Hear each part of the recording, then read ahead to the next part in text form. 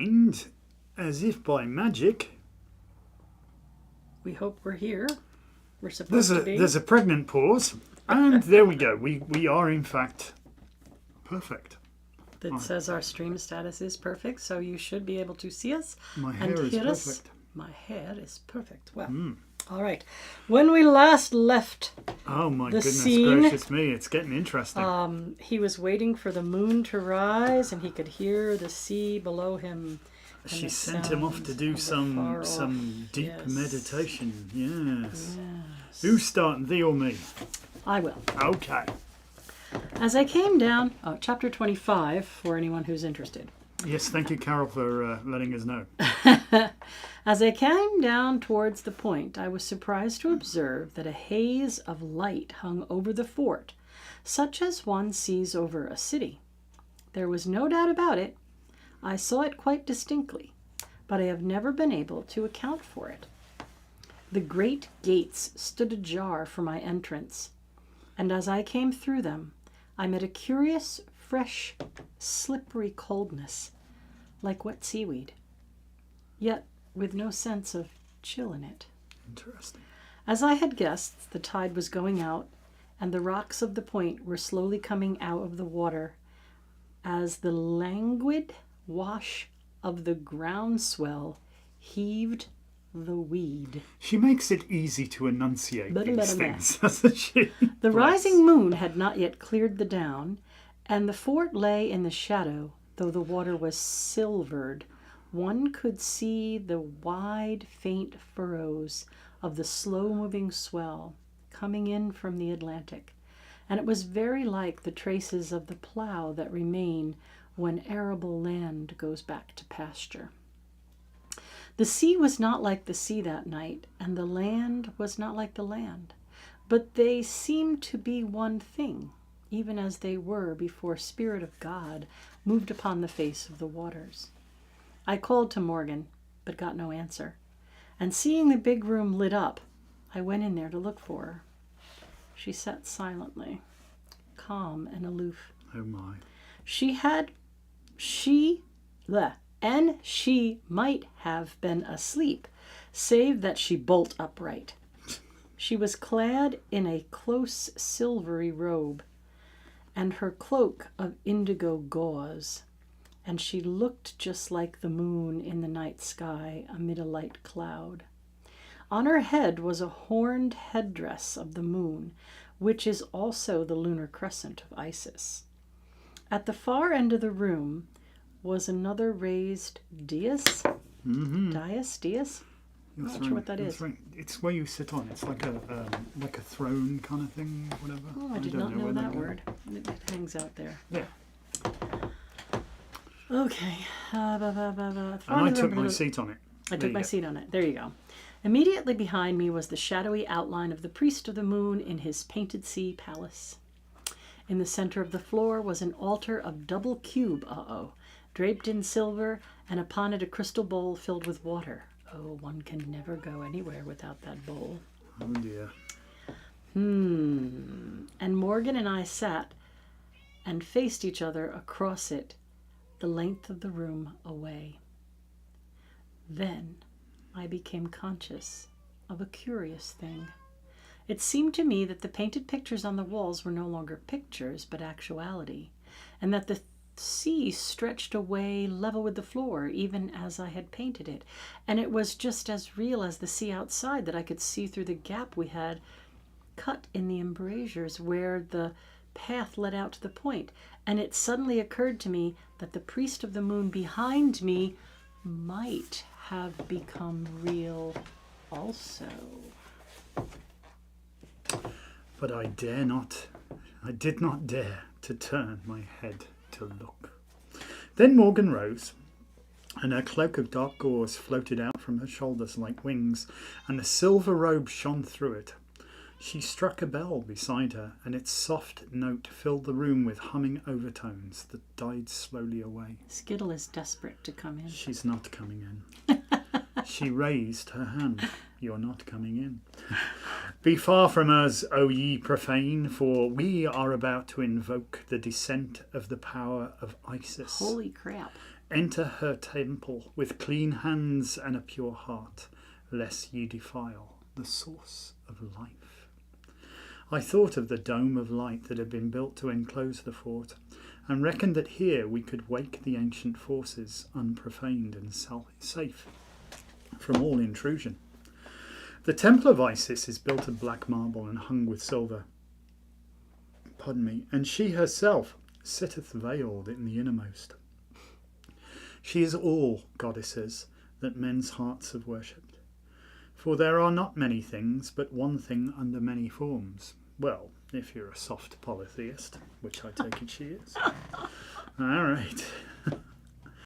Those who adore the Isis of nature adore her as Hathor with the horns above her brow. But those who adore the celestial Isis know her as Levana, the moon. And she is also the great deep whence life arose. She is all ancient and forgotten things wherein our roots are cast. Upon earth she is ever fecund, and in heaven she is ever virgin. She is the mistress of the tides that flow and ebb and flow and never cease. In these things are the keys of her mystery, known only to the initiated. Morgan struck the bell again. Its vibrations sank to silence once more, and we sat in stillness for a while. It seemed to me that we were on a low rocky islet surrounded on all sides by the sea, and upon it was the black and silver temple of Isis, through whose arched portico we looked out on the water. Then Morgan rose again and lifted her arms to the moon as the women of ancient times had done before her. O thou most holy and adorable Isis, who in the heavens art the supernal mother, and upon earth our lady of nature, and in any of the kingdoms between heaven and earth the ever-changing moon, ruling the tides of flux and reflux upon the earth and in the hearts of men.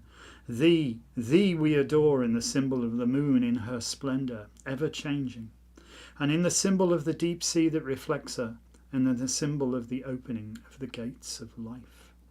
We see thee crowned in silver in the heavens, and clad in green upon the earth, and in thy robe of many colours at the gates. O heavenly silver, that answerest to the celestial gold, O green that riseth from the grey, O rainbow glory of living. The soft bell tones sounded again, and taking her note from the bell, Morgan began to sing the song of which she snatches had plagued me for the past weeks. O thou that wast before the earth was formed, Ea Binagi. O tideless, soundless, bitter sea, I am thy priestess, answer unto me. O arching sky above, the earth beneath, giver of life and bringer of death, Persephone, Astarte, Ashtoreth, I think. Ashtoreth, okay. probably like an Ishtar, but I should look that up later. Okay. I am thy priestess, answer unto me. O golden Aphrodite, come to me, flower of the foam, rise from the bitter sea. The hour of the full moon tide draws near. Hear the invoking words, hear and appear, Isis unveiled, and E Binagi, I am thy priestess, answer unto me. Well. Morgan sat down, but the rite went on. But now I had no need to turn my head to know that the priest of the moon was behind me, for I heard his voice. Learn now the secret of the web that is woven between the light and the darkness, whose warp is life evolving in time and space, and whose weft is spun in the lives of men. Behold, we arise with the dawn of time from the gray misty sea, and the dusk we sink in the western ocean, and the lives of man are strung like pearls on the thread of his spirit, and never in all his journey goes he alone, for that which is solitary is barren. The voice ceased.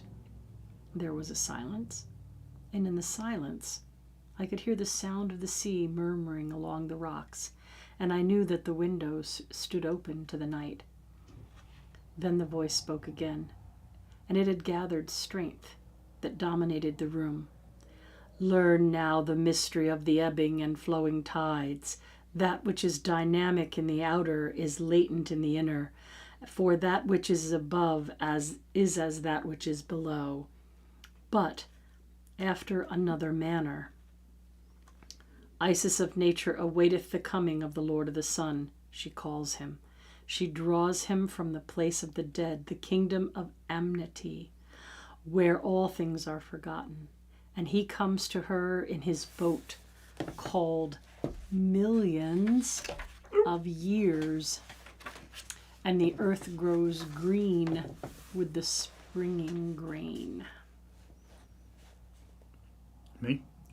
Okay. For the desire of Osiris answereth unto the call of Isis, and so it will ever be in the hearts of men, for thus the gods have formed them. Whoso denieth this is abhorred by the gods. There might be a spell on these words, that when they're read, the old gods get stirred up. Well, probably. I'm just saying. Probably. Hey, the old gods are stirred. There may be a spell upon these words, because you know how she was. But in the heavens of Our Lady Isis in the moon, and the moon powers are hers. She is also the priestess of the silver star that rises from the twilight sea. Hers are the magnetic moontides ruling the hearts of men. In the inner she is all potent. She is queen of the kingdoms of sleep. All the invisible workings are hers, and she rules all things ere they come to birth. Even as though Osiris her mate, the earth grows green, so the mind of man conceives her through her power. Let us show forth in a rite the dynamic nature of the goddess, that the minds of men may be as fertile as their fields. And from behind me came a bell note, where I knew there was no bell. Be far from us, O ye profane, for the unveiling of the goddess is at hand. Look not upon her with impure eyes, lest ye see your own damnation. The ignorant and impure man gazeth upon the face of nature, and it is to him darkness of darkness. But the initiated and illuminated man gazeth thereon and seeth the features of God. Be ye far from us, O ye profane, while we adore God made manifest in nature. The voice fell silent again, and the sea outside answered with a slow, soft wash on the rocks that was like the beating of muffled cymbals. Then Morgan slowly rose, all her silver draperies a shimmer, and stood upright in the rigidity of Egypt. She raised her hands from the bent elbows till the palms faced me, and there was a power coming from those palms. I saw that her face had changed and was almost negroid about the mouth, though the still, calm, Nordic breath of brow remained. Then a voice spoke that was not Morgan's voice, curiously inhuman and metallic. I am the veiled Isis of the shadows of the sanctuary. I am she that moveth as a shadow behind the tides of death and birth. I am she that cometh forth by night, and no man seeth my face. I am older than time, and forgotten of the gods. No man may look upon my face and live, for in the hour he parteth my veil, he dieth. Prompted by I know not what power, I spoke. There is one man that looketh upon thy face. Behold, I am the sacrifice. Oh dear. I part thy veil and die to the birth. And behind me came the voice of the priest of the moon. There are two deaths by which man die, the greater and the lesser, the death of the body and the death of the initiation. And of these two, the death of the body is the lesser. The man who looks upon the face of Isis dies, for the goddess takes him. Go on. Page by page, I thought we were doing. Oh, okay. Well, I had to finish the sentence. They that die thus go by the path of the well head, that is beside the white cypress. And I answered, I will take the path that leads to the wellhead behind the white cypress. And the voice of the priest of the moon replied, He that would die to the birth, let him look upon the face of the goddess in this mystery. Be ye far from us, O ye profane, for one goes forth by the path that leads to the wellhead beside the white cypress. I felt a strange feeling stealing over me, as if I were going into a trance, and I saw that Morgan's hands were no longer upheld, but stretched out and paralleled, palms facing, and between those outheld palms my very life was being drawn in. I felt myself becoming passive, neutral, unresisting, like a man drugged into sleep. Then I heard, as if from very far off, the sound of Morgan singing. I am the soundless, boundless, bitter sea. All things in the end shall come unto me. Mine is the kingdom of Persephone. The inner earth, where lead the pathway three. Who drinks the waters of the hidden well shall see the things whereof he dare not tell. Shall tread the shadowy path that leads to me, Diana of the ways and Hecate, Selene of the moon, Persephone. It seems to me as if death were calling to me out of the great deep, and that my life ebbed away from me like a man bleeding to death. If ever a man died, I died then, but I heard the voice of the priest of the moon speaking to me through the gathering shadows. The daughter of the great mother is Persephone, queen of Hades, ruler of the kingdom of sleep and death. Under the form of the Death Queen, men also worship her as her who is the One. Likewise, she is Aphrodite, and herein is the great mystery, for it is decreed that none shall understand the one without the other. In death, men go to her across the shadowy river, for she is the keeper of their souls until dawn. But there is also a death in life, and this is likewise leadeth, geez Louise, on to rebirth. Easy for you to say. Why fear ye the dark queen, O men? She is the renewer. From sleep we arise refreshed, from death we arise reborn. By the embraces of Persephone are men made powerful, for there is a turning within of the soul, whereby men come to Persephone. They sink back into the womb of time. They become as they unborn. They enter into the kingdom where she rules as queen. They are made negative and await the coming of life. And the queen of Hades cometh unto them as a bridegroom, and they are made fertile for life, and go forth rejoicing, for the touch of the queen of the kingdoms of sleep hath made them potent. I knew the time had now come that I had foreseen from the first, when my life should be poured out on the altar to give the goddess power. But I had thought that the sacrifice of a bloody rite, violent and terrible, but this was a slow ebbing away of strength and a sinking down into nothingness. That was only terrible because it was the end. I felt sleep rising over me like a tide of the sea rose over the rocks outside, taking me back again to that which belonged to it, lent for an hour to the air. I was returning to the nothingness from whence I'd come, and life was ending as it had begun, in sleep. I remembered the words of the one of the wise, "O ever the silver cord is loosed, or the golden bowl is broken."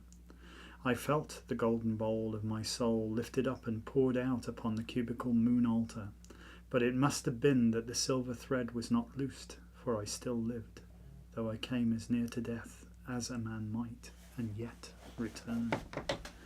With the eyes of vision I saw the stars moving in the heavenly spaces, and the tides in the earth's soul following them as the tidal wave of the earthly seas follows the moon. And then, through my vision, I heard the voice of the priest again.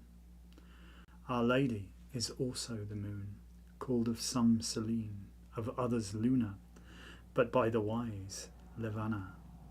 for therein is contained the number of her name. She is the ruler of the tides of flux and reflux. The waters of the great sea answer unto her, likewise the tides of all earthly seas, and she ruleth the nature of woman. But there is likewise in the souls of men a flowing and ebbing of the tides of life, which no one knoweth save the wise. And over these tides the great goddess presides under her aspect of the moon. She comes from the sea as the evening star, and the magnetic waters of earth rise in flood. She sinks as Persephone in the western ocean, and the waters flow back into the inner earth, and become still in that great lake of darkness, wherein are the moon and stars reflected. Whoso is still as the dark underworld lake of Persephone sees the tides of the unseen moving therein, and knoweth all things. Therefore is Luna called the giver of visions. The voice ceased, and I thought it was the end. Then I saw that in the utter darkness light moved like a tide, and I knew that even death has a manner of life of its own. It seemed to me that I looked out over the dark lake of the underworld to where Persephone, who was also Morgan Le Fay, sat on her throne awaiting my coming. I remembered that in my sea cave vision I had been required to swear that I would go to my death without struggling, for the sacrifice must be consummated by the unreserved surrender. And I willed to cross the dark water and come to her. I found myself in the strange high-powered boat called Millions of Years, wherein Osiris voyages, and I was Osiris. Beside me were the gods that traveled with me, that were also my other selves. Horus, hawk of the morning, was the lookout on the bow, and Tum, god of the dusk, sat silent in the stern, and at my feet the Kephra beetle, the symbol of the sun at midnight, held in its claws the emblem of time that is past. And so we traveled over the dark waters of the lake and of the underworld to come to the Queen of the Dead, my magical bride. And as we drew towards her, the light increased till it was the light of the room and at the fort, and at the far end I saw Morgan sitting. And as I looked, I saw her begin to change from silver into gold, and a glowing aura of all colors of the rainbow sprang out of her. Her sleeping eyes opened into an amazing animation of life, and she glowed with life like the glorious dawn. Then the tide that had flowed from her to her returned and flowed back to her from me. Other way around. Then the tide that flowed from me to her turned and flowed back from her to me. Oh, sorry. And I felt my life returning to me, but different, for it had been made one with the life of the goddess. Then she sang. Too bad I don't know the tune. And I knew that this was Isis, unveiled and dynamic. I am the star that rises from the sea, the twilight sea. I bring men dreams that rule their destiny. I bring the dream tides to the souls of men, the tides that ebb and flow and ebb again. These are my secret. These belong to me. I am the eternal woman. I am she. The tides of all men's souls belong to me, the tide that ebb and flow and ebb again, the silent inward tides that govern men. These are my secret. These belong to me. Out of my hands he takes his destiny. Touch of my hand confers polarity. These are the moon tides. These belong to me. Hera in heaven, on earth Persephone. Finish the song. Lavana of the tides and Hecate, Diana of the moon, star of the sea, Isis unveiled, and Ea Bina Gi. And all the while she sang, her weaving hands stroked my soul and drew it out. Then slowly, with no stir save the flutter of her draperies, Morgan moved towards the window. I did not follow her. I was incapable of movement. She went out into the forecourt.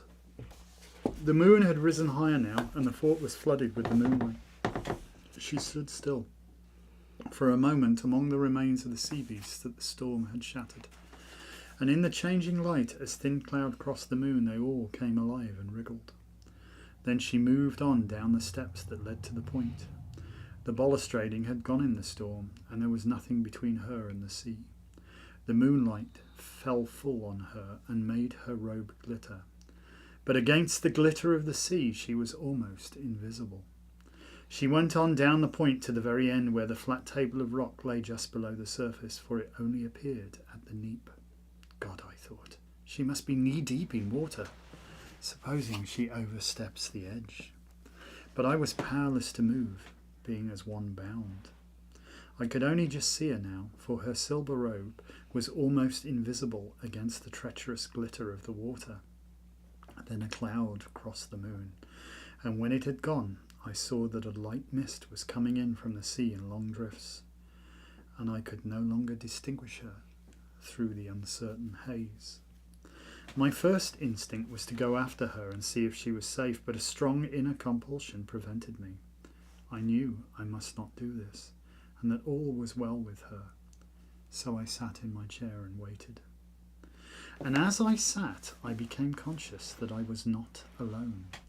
There was no stir or sound of breathing behind me to reveal that someone was there, but nevertheless I felt a presence, and gradually there came upon me the sense of awe and stimulation that one feels in the presence of a very dynamic personality, one of the great of the earth.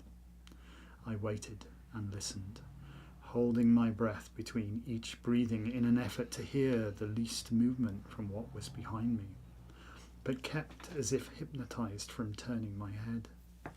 Then a voice began, clear to my physical ears, resonant, measured and calm, the voice of the priest of the moon, no longer a disembodied voice, but fully materialized.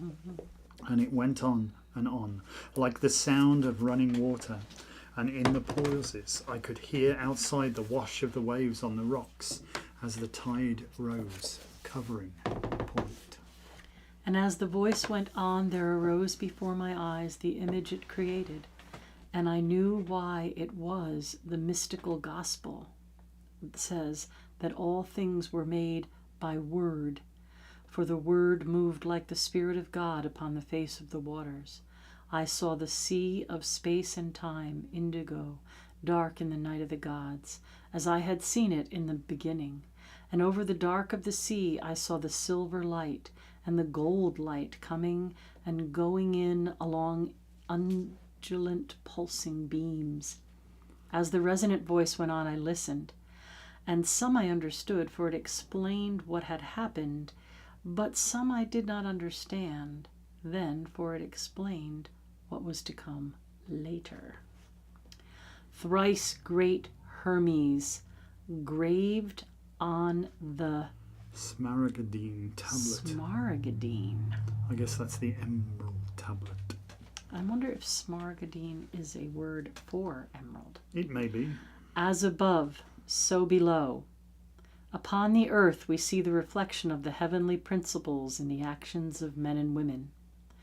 All the gods are one god, and all the goddesses are one goddess, and there is one initiator.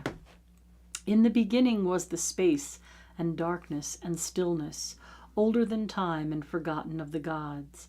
The sea of infinite space was the source of all being. Life arose therein like the tide in the soundless sea. All shall return thereto when the night of the gods draw in. This is the great sea, Mara, the bitter one, the great mother. And because of the inertia of space, ere movement arose as the tide, she is called by the wise the passive principle in nature, and it is thought of as a cosmic water, that space, that or space that flows. She is called by many names by many men, but to all she is the great goddess, space and earth and water. As space she is called Ea, parent of the gods that made the gods. She is more old than time. She is the matrix of matter, the root substance of all existence, undifferentiated, pure. She is also Binah, the supernal mother, that receiveth Chokhmah, the supernal father. She is the giver of form to the formless force, whereby it can build. She is also the bringer of death, for that which has form must die, outworn, in order that they may be reborn again to a fuller life. All that is born must die, but that which dies shall be reborn. Therefore she is called Mara, the bitter one, Our Lady of Sorrows, and she is the bringer of death. Likewise she is called Gi, for she is the most ancient earth, and first formed from the formless. All these she is, and they are seen in her, and whatsoever is of their nature answers unto her, and she hath dominion over it. Her tides are the tides, her ways are its ways, and whoso knoweth the one knoweth the other. Whomsoever ariseth out of nothingness she giveth it. Whatsoever sinketh down into nothingness, she reviveth it. She is the great sea whence life arose, to whom all shall return at the end of the aeon. Herein do we bathe in sleep, sinking back into the primordial depths, returning to things forgotten before time was, and the soul is renewed, touching the Great Mother. Whoso cannot return to the primordial hath no roots in life, but withereth as the grass. These are the living dead, who are orphaned of the Great Mother. All this meant little to me at the time, save that there rang in my ears the words of the smaragdine tablet, as above, so below. But later, little by little, the things that were said returned to me as life explained them.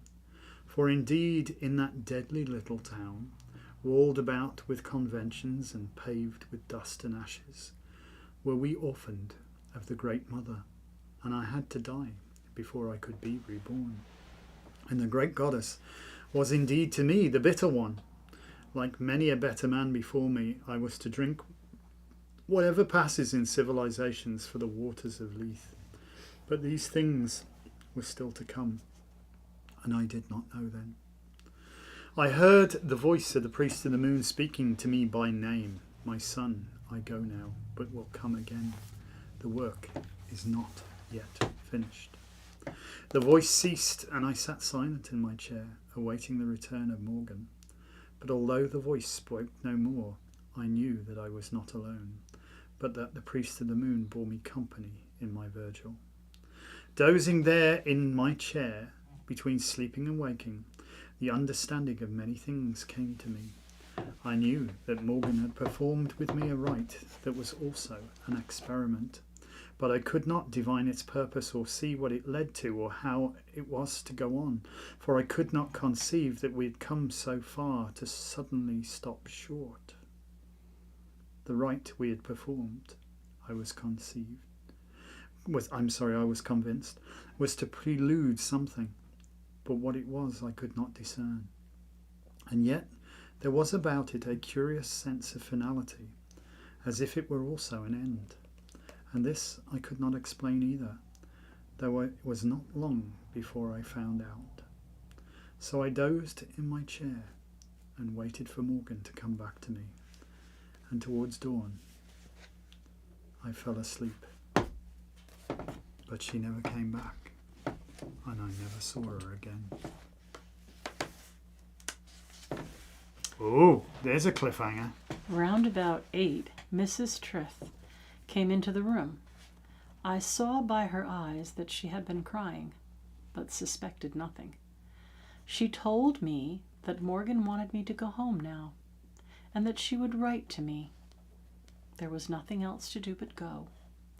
Mrs. Trent gave me my breakfast, and I got my car and drove off. I noticed that Morgan's little black sports car was not in the garage. Going around the hairpin bend, one does not usually take one's eyes off the road, but I risked it and looked up at the cave where I had kept vigil, and was startled to see that a mass of rock had fallen, leaving a white scar on the gray weathered surface, and I knew that Morgan had fired the shot and that the door of the cave of vigil was closed forever. But I still suspected nothing. As I passed the farm, Trent came out and insisted on shaking me solemnly by the hand. As it was only a few days from Christmas, I thought he had his eye on a Christmas box. Then I drove home. They were surprised to see me back so early, but very glad, as Scotty had gone down with the flu. I sat down at his desk to tackle the morning mail, and his secretary, with embarrassed apologies, laid a letter before me which she had opened by mistake, not being marked personal. And it was from Morgan. "By the time you get this," she wrote, "I shall be gone. Never mind where. You will never see me again. You must make up your mind to that. I am sorry, for I am very fond of you. The work I had to do has to be done, and I would like you to know that it was by your help that I did it. I took a big risk with you, Wilfred, but if I have done my work rightly, you will not be broken. I have arranged for my star sapphires to be given as a wedding present to your bride when you marry. Interesting. All my property is now in trust, of which you and Treeth are the two trustees. You will find him very shrewd and absolutely trustworthy. At my death, it is to be divided equally between you. Until such time as you can legally presume my death, you are to pay over the income from my estate to my bank, keeping 1/10 for yourself. The farm I have made over to Trent, and the fort to the National Trust. All my manuscripts and books are yours by deed and gift. The manuscripts are in cases at the farm." I have had a very perfect friendship with you, Wilfred, my friend. I have never known any man to give so unreservedly. The name of a friend is not one I use lightly, but I give it to you. Myself I could not give to you, for it was not in my power. Remember old Atlantis and how they trained them there. Goodbye till we meet again, which will not be on this side of the gates of death. It did not matter how much work there was to do at the office. I got out my car and drove straight to the fort. Or rather, I set out to drive straight back. I thought the sky looked a little bit odd as I came out of town, and as I crossed the bridge into the marshes, a flurry of snow came up and caked on the windscreen, and before I knew where I was butting into the teeth of a blizzard. I could hardly see the end of the radiator, and I was driving on a 10-foot dike. However, there was a kind of grass curb on either side, and when I felt my tyres scraping along it, I straightened her out. The Treths did not appear surprised to see me back. I wanted Treth to come straight out with me to the fort, and rated him like a pickpocket when he wouldn't, till Mrs. Treth threw her apron over her head and came out to me in the snow, and made me come into her kitchen and sit by the fire till I quieted down. They told me that it had been pretty much nearly as much of a shock to them as it had been to me. Morgan had always said this was the way she would go when her time came, but they never suspected that her time was now till they arrived in the morning and found a note on the kitchen table. I asked Treth whether he thought she had gone off the point or had shut herself up in the cave. He said he had no idea. I wanted him to climb up and see if the wire and battery were outside on the cliff path, but he said they wouldn't be, for if Morgan had fired the charge from inside, they would be inside with her, and if she had fired the charge from outside, she might have pulled the wire out the debris and taken it away, so we should be none the wiser. And to climb down that path in this howling gale was to risk one's life. If Morgan were in that cave, she couldn't possibly be alive, and in any case all her arrangements had been made most carefully so as to prevent any disturbance or inquiry over her passing. And for his part meant to respect his wishes, and he hoped I would do the same. Then, with a sudden start, I remembered that Morgan's car was gone from the garage, and asked them if they'd heard her go by in the night. But they said no, she had not gone by. The car had been removed some days before. She had done that, she said in her note, so that if any questions should be asked, they would be cleared, and she had left them a second note to show in case anybody raised trouble for them, in which she said that she had made an early start, and all the letters were to be sent to her London flat. I asked Trent when he had seen the car last, and he admitted that he had not seen it at all that week, not having had any occasion to go to the garage. I asked him whether, as he slept at the back of the house, he could be sure of hearing Morgan if she had driven past with the engine off, letting the slope of the road take her, and whether he had examined the road for wheel marks before the snow came. He shook his head. "She's dead to you, sir, anyway," he said. "Better leave it." "How do you know?" I said. "Because it is what we have been expecting. It is what she always intended. Me and my missus was young when she came to her, and we have grown old, but she hasn't. She always told us she would go this way when the work was done that she had to do. Anyway, you would better leave it, sir, for if she is alive, she would never forgive us for interfering." I wondered if she were lying injured in the cave, but he shook his head. "Nay," he said, "I set the shot for her, and I'm an old quarryman. She's not lying there injured. She's lying there buried. To my mind, it is more like she went off the point, for she always had a feeling for the sea." "Or gave us all the slip and went off in her car," I said. "I'd leave it be if I was you, sir," said Treath. After a bit more persuasion, I turned the car around and drove back to Dickford. If Morgan were alive and did not choose to have anything more to do with me, she was as good as dead to me. But somehow I did not feel she was alive. Somehow I did not feel she was alive. Well, I would have thought he did feel she was alive. I have always believed that she never returned when she walked out onto the point. But then, who fired the shot? And why the curious financial arrangements of the trust? Treath and I have never been called on to give an account or stewardship, so whether or not Morgan died that night, or whether she still walks the ways of men in all her beauty and strange powers, makes no odds. I learnt a lot about death when I lost Morgan. It has always puzzled me why folk bother to prove survival, for if your loved ones cannot come to you, what good does it do for you to know they've survived? For my part, I would sooner understand the whence and whither of the soul in its aeonial evolution. Behold, we arise with the dawn of time from the grey misty sea, and with the dusk we sink into the western ocean, and the lives of a man are strung like pearls on the thread of his spirit. Those words of the priest of the moon kept recurring in my mind as I drove back across the marshes. The snow had let up for the moment, but I looked like more to come, and a howling gale did its best to push me off the dike. I have had some penitential drives in my time, but never such another as that. In the oncoming dusk, and snow over those bleak saltings, I was too dazed to do any real thinking. I couldn't believe that Morgan was dead, and yet I was pretty sure she wasn't alive. And my brain was just going round and round inside my head.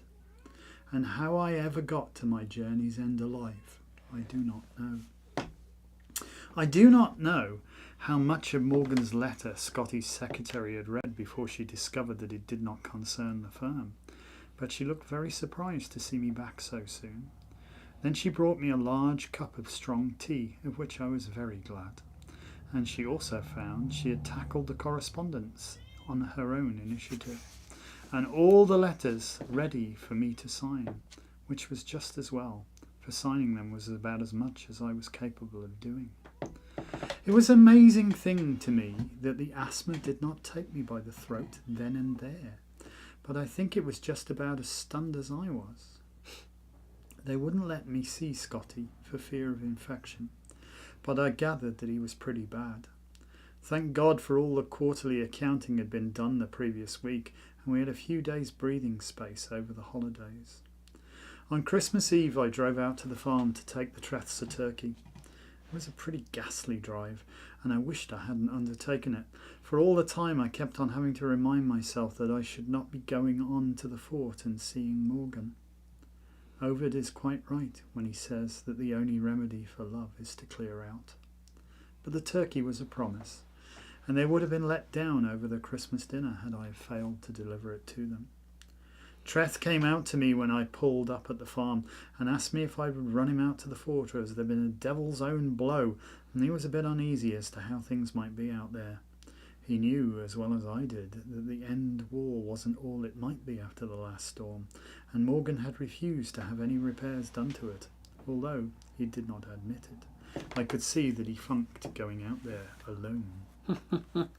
I think the same thing was in both our minds as we rose up the familiar way. Was Morgan sleeping her last sleep in the cave, or had she walked out into the sea from the point? And if so, were the cod and the conger at work on her strange beauty, or had she gone living to the sea gods, as tradition averred the priestesses did? There were a lot of unsolved problems in this business that have always remained unsolved, so far as I'm concerned, at any rate. Was Morgan a fraud all along? Had she slipped away in her car after misleading the Treths? And if so, what was her motive? Was she sincere but self-deluded, going to her death in all good faith? Or was she right in her faith, and was her life work crowned with success? I suppose one chooses one's explanation according to taste, and although one's theory may explain nothing about Morgan, it tells a good deal about oneself. As soon as we got around the hairpin bend and saw that all the cairns were down, and the pylon too.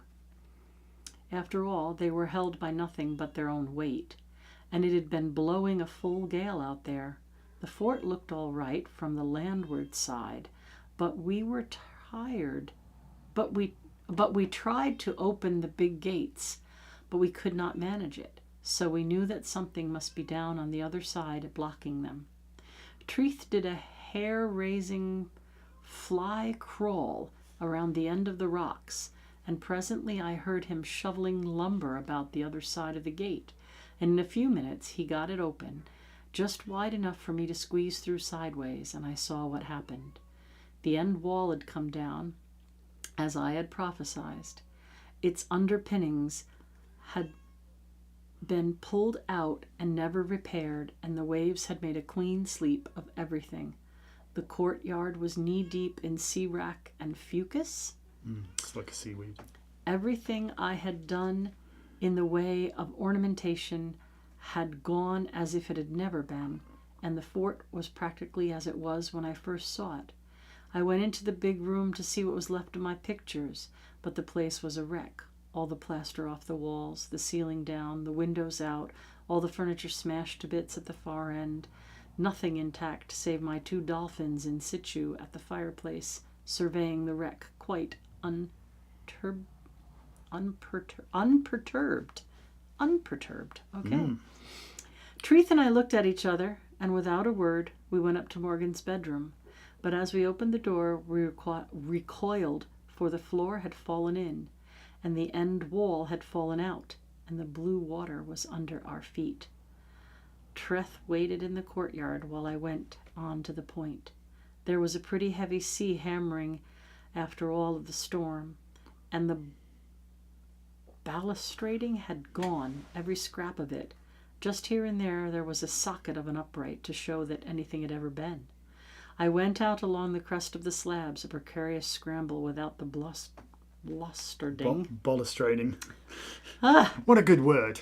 It's like railings, fancy railings. yeah, all right, without the railing, and got out onto the extreme end where the surf was roaring and crashing and frothing like suds over the rocks. As my ear became accustomed to the din, I could hear the high, shrill crying of gulls above it.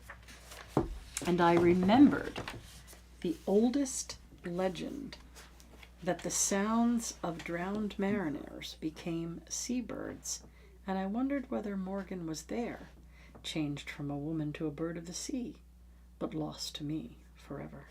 And I thought of the poor moon calf sacrificed for the building of the temple, who had gone to his death with a smile on his face, as a sacrifice should, and of the poor old father who had loved even that parody of humanity.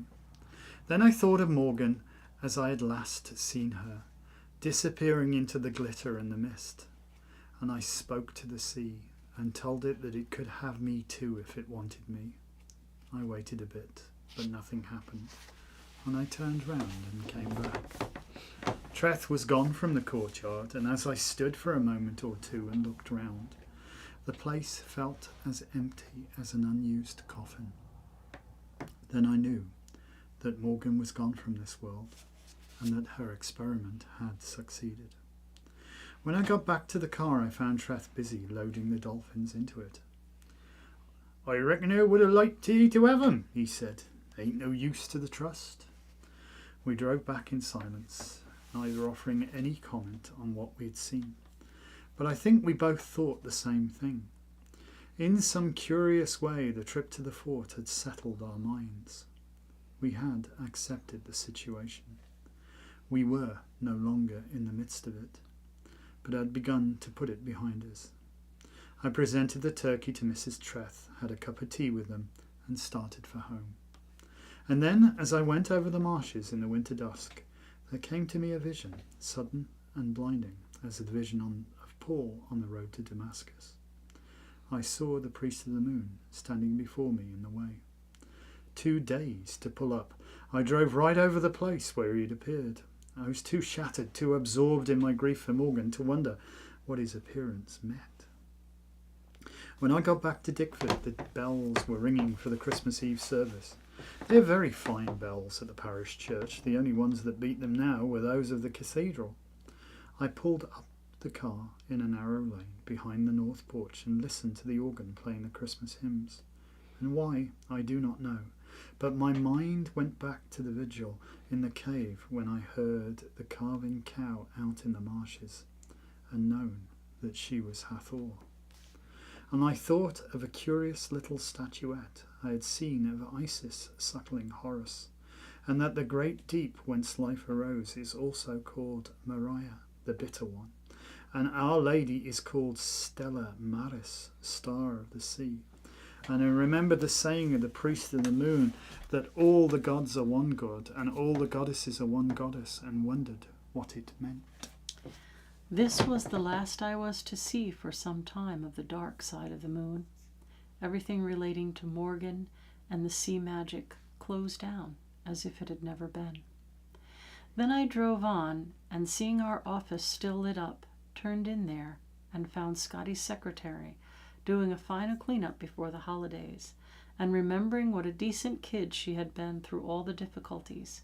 I went off to the sweet shop and got her a box of chocolates as a Christmas present. Exchanging the compliments of the season with the damsel behind the counter, who looked longingly at her bunch of mistletoe, the memory came to my mind of the synthetic charmer who had been the downfall of my old domain, and who had presided behind that very counter, and I wondered how well her peroxide charms had worn, and whether her lover had stuck to her. More problematical, whether she had stuck to him.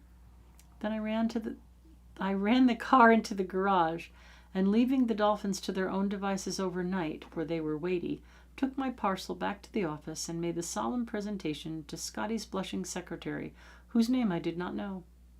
After that, I went home, and Sally put what was left of me to bed. Next day, being a Christian family, we saluted the happy morn of the hell and Hades of a row because I wouldn't get up and go to the early service, my sister being quite determined that even if I didn't get up, I shouldn't sleep. Oh my. All right. All right. Well, That's I think us we for should tonight. probably knock it on the head, and we'll finish the book next time. Well, I don't think so. There's still 5 chapters. Well, yeah, but we went a long ways.